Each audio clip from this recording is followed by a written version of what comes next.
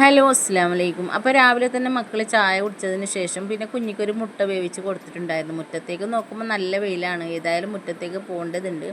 അത് കഴിഞ്ഞിട്ട് പിന്നെ ഞാൻ ചായ കുടിക്കാൻ തുടങ്ങി കേട്ടോ. ഇന്ന് ഞാൻ ഫ്രൈ പാനിലേക്ക് കൂട്ടിയ ദോശയാണ്. ദോശയല്ല, ഒരു ചെറിയൊരു കലത്തപ്പം പോലെയുള്ള രീതിയിലുള്ള അപ്പമാണ് കേട്ടോ. അപ്പോൾ മക്കളെല്ലാവരും പോയാൽ എനിക്ക് ഭയങ്കര ഒരു വിഷമമാണ് കേട്ടോ. ഒറ്റയ്ക്കിരുന്ന് ചായ കുടിക്കാനേ പറ്റുന്നില്ല. അങ്ങനെ ഞാനിന്ന് പെട്ടെന്ന് ചായയൊക്കെ കുടിച്ചു. അത് കഴിഞ്ഞിട്ട് പിന്നെ ഉച്ചക്ക് മോൾക്ക് പരീക്ഷയുണ്ട്. പരീക്ഷയ്ക്ക് പോകാനാകുന്ന സമയത്ത് എൻ്റെ വീഡിയോ കാണുമ്പോൾ ഭയങ്കര ഒരു കളിയാണ് കേട്ടോ.